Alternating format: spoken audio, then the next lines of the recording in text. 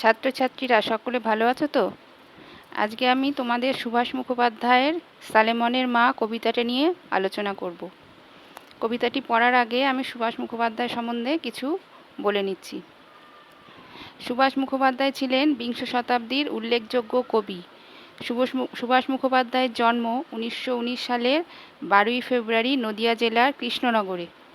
1937 সালে ভবানীপুরের মিত্র ইনস্টিটিউশন থেকে ম্যাট্রিক পাশ করার পর তিনি কমিউনিস্ট পার্টিতে যোগ দেন। তারপর দর্শন শাস্ত্রে স্নাতক হন স্কটিশ চার্চ কলেজ থেকে। 1942 সালে কমিউনিস্ট পার্টির সদস্য হন। 1940 সালে তার প্রথম কাব্যগ্রন্থ পদাতিক প্রকাশিত হয়। তাকে পদাতিক কবিও বলা হয়।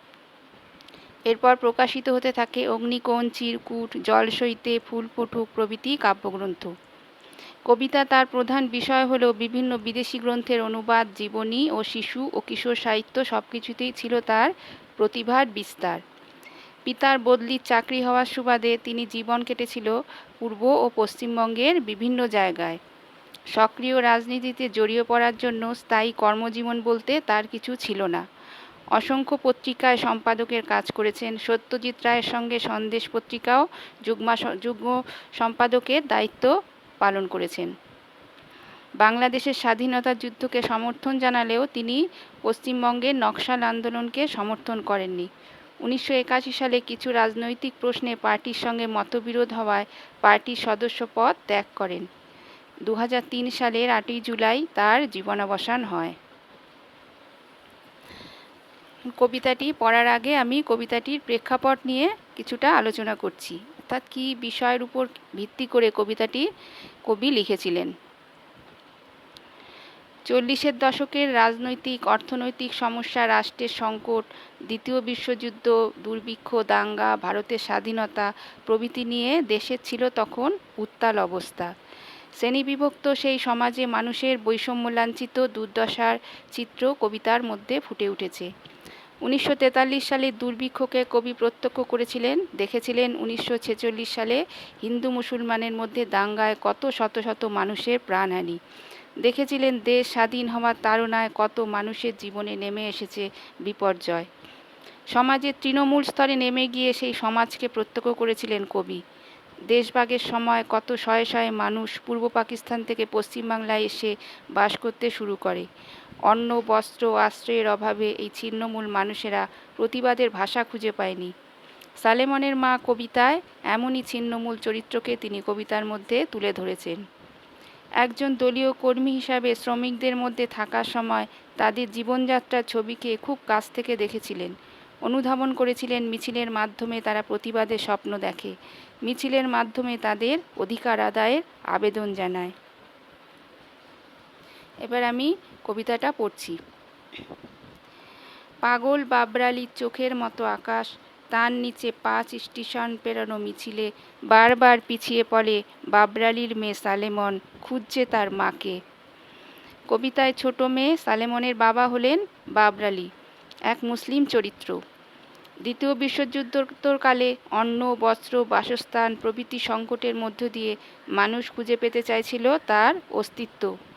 বাবরালি এমনই এক চরিত্র যার কাছে বেঁচে থাকার প্রয়োজনীয় বস্তুটুকুও ছিল না, তাই সে পাগল হয়ে যায়। পাগলের চোখে যেমন থাকে শূন্যতা, দৃষ্টি থাকে ঝাপসা, তেমনি তার চোখের সঙ্গে আকাশকে কবি তুলনা করেছেন।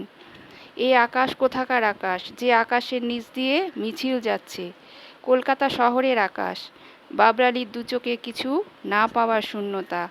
এত বড় কলকাতা শহরের মতোই এলোমেলো বাবরালির চোখ, যে চোখে কোনো স্থিরতা নেই।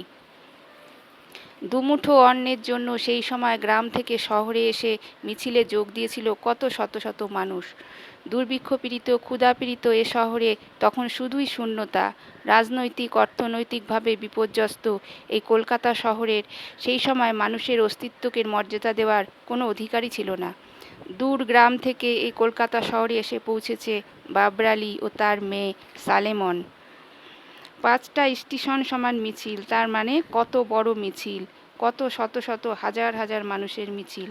বাবরালির মেয়ে সালেমন এই মিছিলে তার মাকে খুঁজে বেড়াচ্ছে। ছোট বলে মিছিলের সঙ্গে সে সমানতালে চলতে পারছে না, বারবার পিছিয়ে পড়ছে। সে জানে এই মিছিলের সঙ্গে পথ হাঁটলে সে তার মাকে খুঁজে পাবে। সে তার নিজের আত্মপরিচয়ের জন্য সে তার মাকে খুঁজে চলেছে। বারবার আলী তার স্ত্রীকে খুঁজছে নিজের অস্তিত্বকে টিকিয়ে রাখার জন্য। হতভাগ্য মানুষের প্রতিনিধি তারা। এই কলকাতা শহরে অলিগলির গোলকধাঁধায় কোথায় লুকিয়ে তুমি সালেমনের মা? কলকাতা শহর দিয়ে যে বিশাল মিছিল চলেছে, 5টা স্টেশনের সমান বড় মিছিল। শহরের অলিতে গলিতে যে মিছিল চলছে, শহরের এই গোলকধাঁধায় সালেমন তার মাকে খুঁজে চলেছে। শহরের পথে শুধু গলিতে ভরা এই অলিগলির গোলকধাঁধায় সালেমন তার মাকে কিভাবে খুঁজে পাবে? কবির তাই প্রশ্ন, এই কলকাতার গোলকধাঁধায় কোথায় লুকিয়ে রয়েছে সালেমনের মা? ছোট মেয়ে সালেমন দূর গ্রাম থেকে এই শহরে এসে পৌঁছেছে তাকে তার মাকে পাওয়ার আশায়। মিছিলে পিছিয়ে পড়েও সে সংগ্রাম করে যাচ্ছে। বাবর আলীর চোখের মতো এলোমেলো এ আকাশের নিচে কোথায় বেঁধেছ ঘর তুমি? কোথায় সালেমনের মা? কবি এখানে আবার পাগল বাবর আলীর চোখের সঙ্গে কলকাতার আকাশের তুলনা করছেন, যে আকাশে শুধুই শূন্যতা। দুর্ভিক্ষ পীড়িত সমাজের এ আকাশ মানুষকে দুমুঠো খেতে দিতে পারে না। জীবনে বেঁচে থাকার তাড়নায় গ্রাম থেকে শহরে পাড়ি দিয়েছিল বহু মানুষ। এই পরিস্থিতির শিকার হয়েছিল সালেমনের মা। সেও নিজের সংসার ছেড়ে অস্তিত্বের জন্য গ্রাম ছেড়ে শহরে পাড়ি দিয়েছিল। স্বামী সন্তানের ভালোবাসা তাকে গ্রামে ফিরিয়ে নিয়ে যেতে পারেনি। কবির ভাবনায় সে হয়তো অন্য কোনো পুরুষকে বিয়ে করে নিয়েছে, তার সাথে ঘর বেঁধেছে। এ কলকাতার গোলকধাঁধায় সালেমনের মাকে হয়তো কেউ গ্রাস করে নিয়েছে। এতদিন পরে সালেমনের পক্ষে তার মাকে খুঁজে পাওয়া সম্ভব নয়। সালেমন যতই তার মাকে ডাকুক না কেন, তার মায়ের সাড়া সে পাবে না। কারণ যে নিজের ইচ্ছায় হারিয়ে যায় তাকে খুঁজে পাওয়া সম্ভব নয়। মিছিলের গলায় গলা মিলিয়ে পিছুটি পড়া চোখের দুকোণ জলে ভিজিয়ে তোমাকে ডাকছে শোনো সালেমনের মা। 40-এর দশকের যে আর্থসামাজিক অবস্থা, সেখান থেকে বেরিয়ে এসে নিজের আত্মপরিচয়ের জন্য, সেলফ আইডেন্টিটির জন্য তার মাকে খুঁজছে। নিজের পরিচয় কিসের ওপর ভিত্তি করে তার গড়ে উঠবে? 5টা স্টেশন সমান মিছিলের সঙ্গে গ্রাম থেকে শহরে এসে পৌঁছেছে সালেমন। সে একা, তার আর কেউ নেই। চোখের পিছুটি পরিষ্কার করে দেওয়ার জন্য যেমন কেউ নেই, তেমন তার চোখের জল মুছিয়ে দেওয়ারও মানুষের অভাব। একদিকে মিছিলের সঙ্গে গলা মিলিয়ে সে তার অধিকার আদায়ের আবেদন জানাচ্ছে, অপরদিকে তার দু চোখ খুঁজে বেড়াচ্ছে তার মাকে। সালেমনের মা তার নিজের অস্তিত্বকে টিকিয়ে রাখার জন্য ইচ্ছা করে হারিয়ে গেছে। সালেমন তার মাকে খুঁজে না পেয়ে এক গভীর যন্ত্রণা উপলব্ধি করছে। এখানে কবি সর্বহারা মানুষদের স্বাধীনতা, আত্মসচেতনতা, শিক্ষা ও অধিকারবোধের উপর জোর দিয়েছেন। তাদের সুখ, শান্তি ও বেঁচে থাকার চাহিদার জন্য সালেমনের মা আজ সন্তানহারা। সন্তান তার মাকে খোঁজার সংগ্রাম চালিয়ে যাচ্ছে। এক আকালের মেয়ে তোমার আরেক আকালের মুখে দাঁড়িয়ে তোমাকেই সে খুঁজছে। 1350-এ বাংলার মন্বন্তরকে খুব কাছ থেকে দেখেছিলেন কবি সুভাষ মুখোপাধ্যায়। দেখেছিলেন কত হাজার হাজার মানুষের শুধু না খেতে পাওয়ার যন্ত্রণা, মৃত্যুর বীভৎসতা। ফুল ফুটুক কাব্যগ্রন্থের অনেক কবিতায় এই মিছিল এবং দুর্ভিক্ষকে কেন্দ্র করে গড়ে উঠেছে। শ্রেণীবিভক্ত সমাজে মানুষের বৈষম্য লাঞ্ছিত দুর্দশার বিরুদ্ধে সংগ্রাম তার কবিতার মূল সুর। তেমন সময়েরই আকালের মেয়ে সালেমন। নিজের ছিন্নমূল অবস্থা দূর করার জন্য মা তার সন্তানকে ফেলে চলে যাচ্ছে এক আকালের মধ্যে। এক আকাল থেকে উদ্ধার হওয়ার জন্য সালেমন তার মাকে খুঁজছে। যে আকাল থেকে তার মা মুক্ত হতে পারেনি, সেই আকালের মধ্যে পড়ে সালেমন সংগ্রাম চালিয়ে যাচ্ছে তার মাকে খুঁজে বের করার চেষ্টায়। নিজের আত্মপরিচয়ের জন্য তার জন্মদাত্রী মা এবং অপরদিকে জন্মভূমি মা, দুজনকেই সে খুঁজছে। সে কোথায় বাস করবে? সে তো সর্বহারা।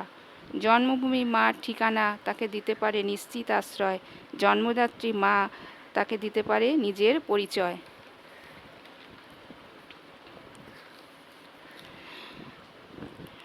বৈষম্য লাঞ্ছিত মানুষের দুর্দশার কথা সুভাষ মুখোপাধ্যায়ের কাব্যে এসেছে। মানবিক বোধ ও রাজনৈতিক বাণী তার কবিতার মূল সুর। কবিতার মাধ্যমে একটি বার্তা পাঠকের কাছে পৌঁছে দিতে গিয়ে তিনি আধুনিক কবিতার গদ্যঋদ্ধ নতুন রূপ প্রতিষ্ঠা করেছিলেন। কিন্তু তার কবিতা দুর্বোধ্য নয়, সহজেই তার কবিতা পড়া যায়, বোঝা যায় এবং অনুভব করা যায়। সুভাষ মুখোপাধ্যায়ের কবিতা মূলত দেশকে ভালোবাসার, ভাষাকে ভালোবাসার, জীবনকে ভালোবাসার কবিতা। কবিতার নতুন আঙ্গিকে তিনি রচনা করলেন সালেমনের মা কবিতা। কথাবার্তার মধ্যে একটা আটপৌরে কথোপকথনের স্বাদ ও ছন্দের মিশেল কবিতায় দেখা যায়। এখানে তিনি সম্পূর্ণ একক। সাধারণ মানুষের মুখের কথার সাবলীল প্রবাদ প্রবচনের যে কতখানি জোর সুভাষ মুখোপাধ্যায়ের কবিতা না পড়লে বোঝা যাবে না। তিনি ছিলেন অশান্ত সময় দীপ্ত কণ্ঠস্বর, কোনোদিন সময় স্রোতে গা ভাসাননি। যেটাকে ঠিক বলে মনে করেছেন সে পথেই চলেছেন। জনজীবনের নিবিড় সংযোগে মানুষের কাছের হয়ে ওঠা কবিতার স্বর, জীবন চেতনা প্রকাশের স্বতন্ত্রতা ফুটে ওঠে। রাজনৈতিক কবির এই স্বতন্ত্রতা বাংলা কবিতার অবশ্যই ব্যতিক্রম। আজ তাহলে এই পর্যন্তই। ভালো থেকো সকলে।